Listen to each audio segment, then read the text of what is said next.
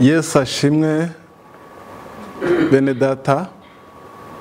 Muri uyu mwanya mwiza tugiye kuganira ijambo ry'Imana. Banje kubifuriza kugubwa neza muri Yesu. Ndagira ngo aho uri rwose dufatanye duhe Imana yacu icyubahiro kubwo kuturinda, kubwo kubana natwe. Ni umwami ukwiye amashyi, akwiye gushyirwa hejuru. Yabanye natwe, mu by'ukuri ntago dufite uko twabivuga, ariko Yesu yaraturinze. Ndagira ngo mbere yuko twumva ijambo ry'Imana dusenge, duhamagare Mwuka Wera abane natwe muri uyu mwanya. Data, mu izina rya Yesu tuguhaye icyubahiro. Turagushimiye kubwo kugira neza kwawe, turagushimiye kubw'imbabazi zawe, turagushimiye kubw'ubuntu bwawe. Nyemerera muri uyu mwanya umanukire kubana natwe, tugiye kumva ibyahumetswe nawe. Ndasenze ngo Uwera wa Isiraheli, imbaraga z'ijuru zimanukire kubana n'imitima yacu, kugira ngo icyo uvuze Mwami Uwera wa Isiraheli n'imitima yacu cyumve kandi cyakire. Ni mu izina rya Yesu dusenze twizeye, amen, amen. Ndagira ngo dusome ijambo ry'Imana mu butumwa bwiza nk'uko bwanditswe na Luka igice cya 5, mpereye ku murongo wa mbere ngeze ku wa 11. Ndasoma muri Bibiliya ikinyarwanda. Ijambo ry'Imana riravuze ngo Yesu yari ahagaze mu kibaya cy'inyanja ya Genesareti, nuko abantu benshi bamubyiganaho ngo bumve ijambo ry'Imana. Abona amato abiri atsitse ku nkombe y'inyanja, ariko abarobyi bari bayavuyemo bamesa inshundura zabo. Yikira mu bwato bumwe bwari ubwa Simoni, amusaba kubutsuraho gato ngo buve ku nkombe. Aricara yigisha abantu ari mu bwato. Arangije kuvuga abwira Simoni ati, igira imuhengeri mujugunye inshundura murobe. Simoni aramusubiza ati, databuja, twakesheje ijoro dukora cyane, nyamara ntacyo twafashe. Ariko kuko ubivuze reka nzijugunye. Babikoze, bafata ifi nyinshi cyane, ndetse inshundura zabo zenda gucika. Barerembuza bagenzi babo bari mu bundi bwato ngo baze babatabare. Baraza buzuza amato yombi, bituma yenda kurengerwa. Simoni Petero ngo abibone, aricyo yikubita imbere ya Yesu ati, va aho ndi databuja, kuko ndi umunyabyaha. Kuko ubwe yari yumiwe n'abari kumwe nawe bose babonye izo fi bafashe. Na Yakobo na Yohana bene Zebedayo bari bafatanije na Simoni, nabo birabatangaza. Yesu abwira Simoni ati, witinya, uhereye none uzajya uroba abantu. Bamaze kugeza amato yabo ku nkombe, basiga byose baramukurikira. Imana yacu ishimwe cyane. Bene data, Imana ishyize ku mutima ijambo kugira ngo turiganire, rivuga ngo kumvira no kwizera Imana muri byose. Kumvira no kwizera Imana, nubwo ari amagambo abirasa, ariko turayaganiraho. Ubundi ntabwo wakumvira Imana utayizera, nta nubwo wayizera utayumvira. Yavuze ijambo rikomeye Yesu ari kumwe n'abigishwa be, arababwira ngo muri inshuti zanjye niba mukora ibyo mbategeka. Muri inshuti zanjye niba mukora ibyo mbategeka. Muri Yohana 14 umurongo wa 15 na Yohana 15 umurongo wa 14, igihe cyose dushyira amategeko y'Imana mu bikorwa, biba bigaragara ko tumwumvira kandi tumwizera. Aya magambo rero numvise ko tugomba kuyaganira, kumvira Imana no kuyizera muri byose. Ubundi ingorane iriho muri iyi minsi ya none, hari abantu bigaragara ko bakunda Imana, bizera Imana, ariko bagira ibyo bayizeramo, bagira ibyo bayumviramo, hakaba n'ibindi batabasha kwemerera Imana. Arizo ngorane dufite zikomeye itorero rya none rifite. Ni itorero ry'intege nke, ni itorero ryuzuye ubunebwe, ni itorero rinaniwe. Ariko ndagira ngo mbabwire kino kintu, ikigaragaza umwizera nyakuri, ikigaragaza umuntu wumvira Imana by'ukuri, ni umuntu wumvira Imana muri byose, no mu byo udasobanukiwe, no mu byo utamenye. Bipfa kuba Imana ivuganye nawe ngo bikore, nta mpamvu n'imwe ufite yatuma utabikora. Birashoboka ko wavuga ngo nta mbaraga zabyo mfite, birashoboka ko ubwenge bwawe bwaba utabishyikira, ariko ndagira ngo mve kino kintu: Imana ikeneye kuyumvira mu byo uzi no mu byo utazi, mu byo usobanukiwe no mu byo udasobanukiwe, kuko ibyo tutazi irabizi. Ishobora kukubwira ngo nyura muri iki gikuta. Yabwiye Mose ngo bwira Abisiraheli bakomeze, imbere hari inyanja. Mose nta kindi yakoze, yumviye Imana. Nubwo imbere hari inyanja yaremeye, nubwo imbere hari ibibazo yaremeye. Yabwiye Yehoshafati ngo jya kurwanya abanzi bawe, ariko mutware inanga ushyira abaririmbyi imbere. Ibyo byari ibintu bidashoboka. Ntago waba uhanganye n'abanzi barasa intwaro, wowe nurangiza uvuge ngo ndagenda ndirimba. Ariko Yehoshafati ibintu byari birenze ubwenge bwe, aravuga ngo kuko Imana ibimbwiye ndabikora. Ntabwo nzi iby'Imana iri kuvugana nawe, ntabwo nzi iby'Imana iri kukubwira, ntabwo nzi n'impamvu uri kumuha, ariko ndagira ngo nkubwire, ugomba kwitegura kumvira Imana no kuyizera mu byo ikubwiye byose. Kumvira Imana no kuyizera muri byose bisobanuye kuvana ibintu mu bwenge, mu myumvire, ugatangira kubona nk'uko Imana ibona, ugatangira kumva nk'uko Imana yumva, ugatangira gukora gushaka kw'Imana. Ni uguhinduka mu buryo bw'imyumvire ndetse n'imikorere ya kimuntu. Imana ishimwe cyane. Imimerere y'Imana itandukanye n'imimerere yacu. Yari ivugiye ngo ibyo nibwira n'ibyo nkwibwira birahabanye cyane. Ubundi ubwenge bwacu aho burangirira niho ubw'Imana butangirira. Bivuze ngo niba uri mu rwana intambara, uri munyura mu bibazo, aho wumva wananiriwe uneshejwe, niba uri umuntu w'Imana, Imana niho igiye gutangirira irwana n'ibyo bihanganye nawe. Ubwenge bwayo buruta ubwenge bwacu cyane. Nayo mpamvu kuba yizera iduha kumenya icyo Pawulo yavuze ngo ibyahishwe abanyabwenge. Imana ijya iduha kumenya ibyahishwe abanyabwenge. Zaburi 144 umurongo wa mbere, Bibiliya iravuga ngo ubwenge bwayo buruta cyane ubwenge bwacu. Ni nayo mpamvu kuba yizera iduha, nk'uko nabivuze, kumenya ibitamenywa n'abandi. Ijambo ry'Imana avuga ngo Uwiteka igitare cyanjye ihimbazwe, wigishije amaboko yanjye kurasana n'intoki zanjye kurwana. Iyi ni Zaburi 144 umurongo wa mbere. Wigishije amaboko yanjye kurasana n'intoki zanjye kurwana. Aha biravuga iki? Imana yatwigishije cyangwa yadukoresheje iby'ubutwari, yadukoresheje ibirenze ubwenge bwacu. Bene data, nubona umukozi w'Imana asengera umuntu umurwayi agakira, nubona umukozi w'Imana avuga ibintu byabereye mu bwihisho mutari muri kumwe, bivuze ngo hari Imana imanura imbaraga z'ubwenge bwayo, ikamuha amaso ahinguranya mu mutima w'umuntu, akamenya ibyo yibwira, akamenya ibyo atekereza, akamenya ibyo yarayemo, akamenya ibyo yakoze, akamenya ubuzima bwe. Ntabwo ari ubwenge bw'inyama n'amaraso, n'imbaraga z'Imana. Aha Yesu yaraje abantu benshi bamushagaye. Bibiliya iravuga ngo abura uko ahagararana nabo, abona amato abiri.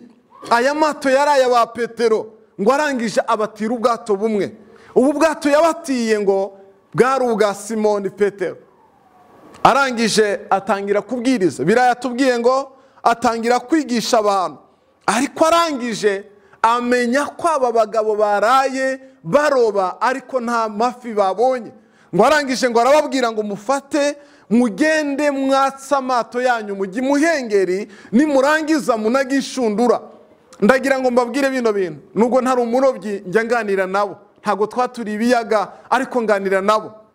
Kirazira nta uroba ku manywa. Icya kabiri, nta urobera imuhengeri.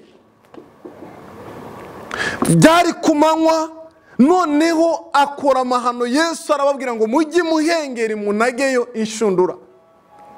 Petero yumva uyu mugabo yari yabonye abwiriza, yari yumvise amagambo ye, mu mutima aravuga ngo ibyo ambwira mu bwenge n'ubuhanga bwo kuroba ntibibaho, ariko kuko abivuze reka mbikore. Imana yacu ishimwe cyane. Reka mbikore kuko abivuze, reka mbikore. Ntabwo Bibiliya ivuga ibiganiro baganiriye bikomeye, ariko Petero yamubwiye amagambo gusa, aramubwira ngo twakesheje ijoro turoba. Mu bundi buryo ni ukumubwira ngo amasamaki afatwa nijoro, nijoro twayabuze, ku manywa byagenda gute? Yageretseho ijambo ngo kuko ubivuze reka tubikore. Niba unkurikiranye muri uyu mwanya, ntabwo nzi ibibazo urimo unyuramo, ntabwo nzi ibyo wagerageje bikanga, ariko iki ijambo ry'Imana rivuga ngo gikore mu kwizera, gikore. Petero araroba, aragenda arazinaga. Bibiliya yatubwiye ngo babona amafi menshi. Babonye amafi menshi, yumva ntabwo agomba kubiceceka kuko ubwato bwabo bwendaga kurengerwa. Ahamagara bagenzi be arababwira ngo muzane mudufashe. Ntabwo yabahamagaye gusa kuko wenda yarabakunze, ariko yarabahamagaye ngo baze. Biranashoboka ko yabikoranye umutima mwiza. Imana ishimwe cyane. Ndagira ngo twumve ibi bintu bitatu twakwigira muri iki cyanditswe. Kumvira Imana no kuyizera muri byose, icya mbere bisobanuye kubona ibintu uko Imana ibibona. Umurongo wa 5 watubwiye ngo Simoni aramusubiza ati databuja twakesheje ijoro ryose dukora cyane, nyamara ntacyo twafashe, ariko kuko ubivuze reka mbikore uko ubitegetse. Reka mbyumve ukuri kubyumva, reka mbishaka ukuri kubishaka, reka ngende nage inshundura. Aragenda arabikora kuko Yesu aravuze ngo genda unage, naga. Kuko uvuze ngo nage ndanaga, kuko uvuze ngo nsenge ndasenga, kuko uvuze ngo nkore umurimo w'Imana ndawukora, kuko uvuze ngo nshigikire ubwami bwawe ndabikora. Nubwo ntabishoboye reka mbigerageze uko ubivuze. Kubona ibintu uko Imana ibibona, wishidikanya ku Mana, wiburanye Imana. Ndabizi hari abantu benshi bankurikiye, Imana ibwira ngo bakore iki n'iki, bakavuga ngo ya Mana ibyo ntabwo ari ibyanjye, ntabwo nabishobora. Ndagira ngo nkubwire, ntawe Imana yahamagaye ashoboye, ntawe Imana yahamagaye azi, ntawe Imana yahamagaye ari intyoza. Twese tugenda dutorezwa muri we. Uko turushaho kwemera gukora ibyo atubwira, niko turushaho kugenda tubona imirimo n'ibitangaza bikoreka mu buzima bwacu. Reka mbikore uko ubishatse. Aha hari amafi atagaragara mu isi bifatika. Bivuze ngo kubona ibintu uko Imana ibibona ni ukubona ibiboneka mu bitaboneka. Paulo yavuze ijambo rikomeye ngo ariko twebweho ntago tureba kubiboneka, kuko ibiboneka ari by'akanya gato. Duharanira kureba hirya y'ibiboneka. Aho ngaho niho hari ibintu by'agaciro. Aya mafi yaratandukanye n'amafi bari kuroba nijoro, kuko aya mafi yatumye abantu benshi bamenya Imana. Kubona ibintu uko Imana ibibona ni intwaro ikomeye. Nakwita intwaro y'umwuka cyangwa intwaro yo kwizera, kugira icyizere undi ukurusha amaboko. Reka mbabwire kino kintu bene data. Uyu mugabo yarabwiwe n'umugabo umuruta, yarabwiwe n'umugabo ukomeye. Kwemera ibyo ukuruta azi ukabikora. Uyu munsi muye n'umufizician cyangwa abantu bize ibintu bya fizika cyangwa abantu bize ibintu by'ubugeni, ibyo twita ubutabire n'ibindi byose nk'ibyo, akakubwira ikintu ntabwo ugomba kumuburanya kuko ntabwo ubukize. Yesu ashimwe cyane. Uwakoze aya matara akubwiye uburyo yayakoze, amaformire yanyuzemo, ntabwo wamuburanya kuko ntabwo ubizi. Niko na Petero yabaye kuri Yesu. Yaravuze undusha ubwenge, undusha amaboko, undusha imbaraga. Niba umbwiye ngo mbikore reka mbikore. Imana ishimwe cyane. Kumvira Imana ukabona uko ibintu bibona, bidufasha kubona ibitaboneka mu biboneka. Ndabizi abantu benshi bararira bitewe n'ubuzima babayemo, ariko naje gutangara abantu bose Imana itabara ntago bisaba kujya kure. Aho wababariye, aho watagangariye, aho waburiye, Imana iragutungura ikaguha ibyo wari ukeneye byose bikava hahandi utigeze ujya kure. Kumvira Imana ni ingenzi cyane. Yesu ashimwe cyane. Niba hari ikintu kibasha kukuremera ubuzima, kibasha kuguha icyo wabuze, ni ukumvira Imana. Ijambo ry'Imana rirambwira ngo kumvira Imana biruta ibitambo, kumvira Imana biruta amaturo akomeye. Nta kindi cyasabaga Simoni uretse kumvira. Mu kumvira Imana irarema. Nge Imana impamagara yarambwiye, nayibajije ibibazo bikomeye cyane. Ndamubwira, Mwami umpamagaye mu bihe bigoye, umpamagaye mu bihe umurimo w'Imana usa n'uwatutswe, umpamagaye mu bihe abakozi b'Imana bitwa besikoro, umpamagaye noneho nta n'amafaranga mfite. Abazambona bazavuga ko nje kuyashaka, bazavuga ko nanjye ubuzima bwananiye ngiye guteka imitwe. Imana irambwira ngo ariko amafaranga cyangwa ibindi byose uzakenera bizava mu kumvira icyo ngutegeka. Yesu ashimwe cyane. Kubona ibintu nk'uko Imana ibibona ni uruganda rurema ibitangaza, ni uruganda rushyiraho ibyo wifuza byose. Ndagira ngo nkubwire mwene data, nshuti yanjye, ntabwo nzi icyo ukennye mu mubiri wawe, ntabwo nzi icyo ukennye mu muryango wawe, ariko niba ushaka kukibona, tangira kubona ibintu nk'uko Imana ibibona. Wirebe ibitaboneka gusa. Hari abantu mu buzima bwabo bareba ibintu bidashoboka, babonera ibintu muri negativity, ntago babona ko ibintu bishoboka. Ni abantu mu kanwa kabo habamo amagambo y'inshantege.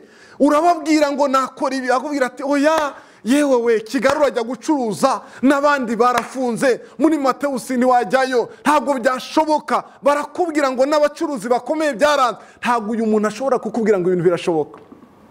Byaranze nkabo, ariko ningenda na Yesu bizakunda. Byaranze nkabo, ningenda mu kwizera bizakunda. Reka mbabwire mwene data, nugenda nkabo bizanga, ariko nugenda nkawe uri kumwe na Yesu bizatungana. Petero Yesu amutegetse kujya mu ihengeri, ajugunya inshundura ze, yafashe amafi menshi.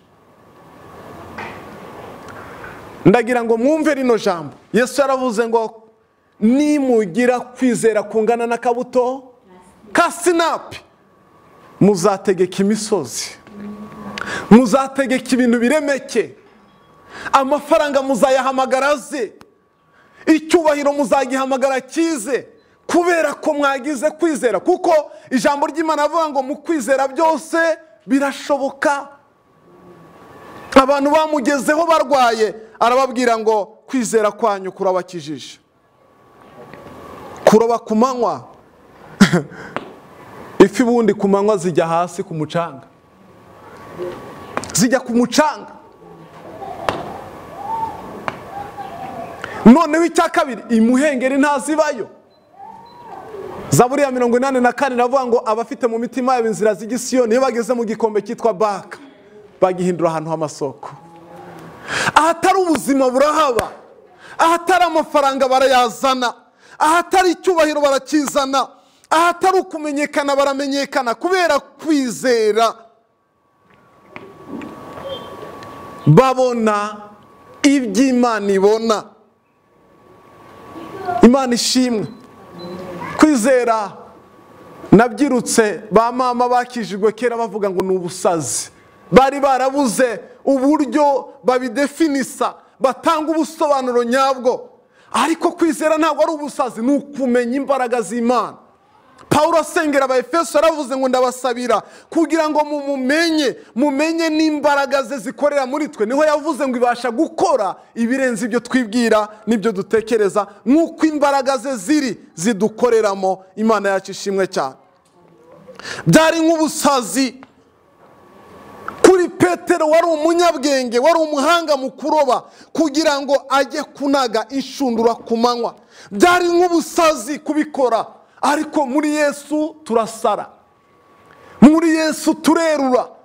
Niba batarakwita umusazi, muri Yesu hari urwego utarageramo. Niba batarakwita ko wacanganyikiwe, hari urwego utarageramo. Bidusaba gukora ibirenze ibyo abantu bibwira. Imana irashaka kuguha umugisha. Umaze igihe kinini wirukaho, wakoresheje ubumenyi bwawe biranga, wakoresheje imbaraga biranga, wakoresheje ubwenge biranga, wakoresheje imiryango biranga, ariko Yesu arimo arakubwira ngo ngwino dukorane, birakunda mu izina rya Yesu. Yesu ashimwe cyane. Kubona ibintu uko Imana ibibona. Icya kabiri, tarakigeraho, ndagira ngo nkubwire ngo Imana igiye kuguha ibyo wabuze ukoresheje ubwenge bwawe n'ubunararibonye bwawe. Ndagira ngo nguhumurize, ntabwo nzi urugamba urimo unyuramo, ariko ndagira ngo nkubwire, niwumva ijambo ry'Imana, Imana igiye kuguha ibyo wabuze. Imana igiye kuguha ibyo wabuze kandi biguhera aho wabiburiye. Imana igiye kuguha inzu aho wananiwe kwishyurira iyo wakodeshaga, kugira ngo igaragaze ko ari Imana y'imbaraga. Imana igiye kuguha urubyaro wabuze igihe kinini. Imana yihesha icyubahiro mu buzima bwawe, yereka abantu ko ari Imana ishoboye. Kuva igice cya 4:2, Imana yabajije Mose iti, ufite iki mu ntoki zawe? Ufite iki mu ntoki zawe? Hari ikintu Imana igiye gushingiraho ufite, nubwo gisa n'ikidashoboka, nubwo gisa n'ikidafatika. Petero yari afite ubwato, Mose yari afite inkoni. Imana iramubwira ngo mfite inkoni. Imana iramubwira ngo icyo ufite mu ntoki nicyo nzakoreramo, nicyo nzakoresha kugira ngo ngaragaze ubumana bwawe. Izo ntege nke, Paulo yaravuze ngo mu ntege nke zanjye niho nirata, kugira ngo imbaraga za Kristo zibone uko zikorera mu buzima bwanjye. Imana igiye gukorera muri ibyo ngibyo kugira ngo iguhe icyo wabuze. Icya kabiri ni ukutabyihererana, kuko si ibyawe. Umurongo wa 6 n'uwa 7 w'iki gice, Bibiliya avuga ngo babikoze bafata ifi nyinshi cyane, ndetse inshundura zabo zenda gucika. Barerembuza bagenzi babo bari mu bundi bwato ngo baze babatabare. Baraza buzuza amato yabo bombi. Imana ishimwe cyane. Umuntu wamaze kumvira Imana akayizera, imukorera ibitangaza. Ariko ndagira ngo mwumve kino kintu, ibyo Imana igiye kuguha si ibyawe gusa. Urwego Imana igiye kukujyanaho ni ukugira ngo abantu benshi bakire, ni ukugira ngo abantu benshi baguke, ni ukugira ngo abantu benshi barye ku byiza biva mu kuboko kw'Imana. Petero avuga ngo aya mafi ntabwo nayihererana, yari kuzuza akavamo. Ariko aravuga ngo ahamagara bagenzi be. Ibi ngibi iyo tugeze mu cyo bita ivugabutumwa, tubyita ivugabutumwa. Agakiza twahawe ntabwo tukicarana, turagenda tugahamagara abandi tukababwira uburyo Yesu agira neza. Petero yumvise atakwihererana ibyiza, aravuga ngo muze murebe, muze namwe murye, muze namwe twararuhanye. Ndagira ngo nkubwire mwene data unkurikiranye muri aka kanya, Imana igiye kukugirira neza, Imana igiye kukwagura. Ariko nibikora ntuzakandagire bene wanyu, ntuzabereke ngo urabaruta. Babwire ngo muze murye ku byiza Imana igiha abayo. Haleluya. Muze murebe. Ndabizi hari abantu benshi Imana igirira neza, akavuga ngo kanaka reka nzamwereke ko nanjye ndi umugabo, reka nanjye nzamwereke ko ndi umugore nk'abandi, reka nzamwereke uburyo batwara abantu mu modoka. Mwereke. Ndagira ngo nkubwire, Imana yiduhaye imugisha, ibituzamuye mu rwego rwo kuyivugaho mu buryo burusheho. Petero aravuga ati muze, muze twarababaranye, muze twabanye kuri uyu musozi. Imana igiye kukunamura kugira ngo nawe ujye kunamura bariya bacyunamye. Imana igiye kuguhaza kugira ngo ujye guhaza bariya bashonje. Imana igiye kukwambika kugira ngo ujye kwambika ziriya ndushyi. Imana igiye kuguha umugisha kugira ngo babwire ati muze. Uzawukoresha kugira ngo baze bamenye Imana, uzawukoresha kugira ngo uvuge ubutumwa. Imana yacu ishimwe cyane. Petero yanze kubyihererana, aravuga ngo nimuze. Imana ikugiriye neza, aba ari uburyo iguhaye bwo kubaka ubumwe n'urukundo mu bantu. Aba ari uburyo Imana iguhaye, ntabwo nabona uko mbivuga. Abantu benshi Imana irimo irabagirira neza ukagira ngo ibatandukanyije n'abantu. Abantu benshi Imana irimo irabagirira neza ukagira ngo baremwe muri zahabu, twe turemwa mu gitaka. Ntago muba mukivugana. Ibyakozwe n'intumwa 4:32 biravuga ngo abizeye bose bahuzaga umutima n'inama, kandi nta n'umwe wagiraga ubwiko ku kintu cye, ahubwo byose bagiraga bate? Barabisangiraga. Kumvira Imana, kwizera Imana muri byose no mu byawe. Uyu ni umuntu uzi ngo ibyo ntuze ntabwo ari ibyanjye, ni ibya Yesu. Ibyo mfite ntabwo ari ibyanjye, ni ibya Yesu. Ibyo dutunze si ibyacu bene data, nibyo gukorera Imana. Ni umugisha wo kuzana ubumwe hagati yacu n'abandi. Imana ntiduha umugisha udutanya n'imiryango yacu. Imana ntiduha umugisha udutanya n'abakristo bagenzi bacu. Oya, ubwo butunzi rwose Imana izabunyime nibona mfite uwo mutima. Bahuzaga umutima. Petero arabwira ati muze, twararanye ijoro twese, ntabwo ari ubuhanga nagize. Iki ni ikibazo kijya kiba ku banyempano. Imana yamuha kureba gatoya akumva we ni umuntu ntabwo asanzwe, ntabwo ari nk'abandi, ukagira ngo yasenze kurusha abandi. Bwana sifiwe. Hari kanyarira itari kanyarira yagiyeho. Oya, ni ibintu Imana ikoze kugira ngo urusheho kubaka wa mukumbi w'Imana. Icya gatatu ni ukumenya kudakiranuka. Ibyo Imana igukorera ntabwo ari ukuri umuntu udasanzwe, ni ubuntu bw'Imana. Reka tumenye ko ibyo dukorera ari ubuntu. Ese Imana ntiyari gufata, Yesu ntiyari gufata ubundi bwato n'ifata bwa Petero? Petero mu ntumwa ntabwo ari we ntumwa yari ikiranutse. Yagiraga kamere mbi, yagiraga amahane, ariko Yesu arabikora kugira ngo amwereke ko ubuntu bwe burenze cyane ibyaha byacu, burenze cyane kamere yacu. Reka tumenye ngo urwego rwose Imana itujyanamo ntabwo ari uko twari tubikwiriye, ni ubuntu bwe yatugiriye. Petero yari amaze guhishurirwa no kumenya ko intekerezo ze zitari zikwiriye. Mu bundi buryo arisobanukirwa, amenya ko adakwiriye, ari umunyabyaha, abona ko adakwiriye guhagarara imbere y'ubwiza bwa Yesu. Mwibuke niyo mpamvu yamubwiye ku murongo w'8b yaho, aramubwira ngo Yesu vaho ndi umunyabyaha. Ese kubera kungirira neza? Umwanditsi wa Zaburi yavuze ngo umwana w'umuntu ni iki kumwitaho? Umwana w'umuntu ni iki kumugirira neza? Njyewe ndi iki? Wa mumama we, wa mupapa we, wa musore, wa mukobwa we, niba Imana ikugiriye neza wikumva ko uri umuntu udasanzwe. Hari abantu bavuga ngo twarasenze ntimubone tumeze gutya, ni amasengesho yacu. Ntabwo wasenga kurusha Eliya, yarinze agenda atubatse inzu. Imana ishimwe cyane. Eliya yagiye atubatse. Petero uyu n'izindi ntumwa zagiye zitubatse amazu. Ngo mwebwe muraho nimusenga. Reka mbabwire ibyo Imana idukorera n'ubuntu bwayo.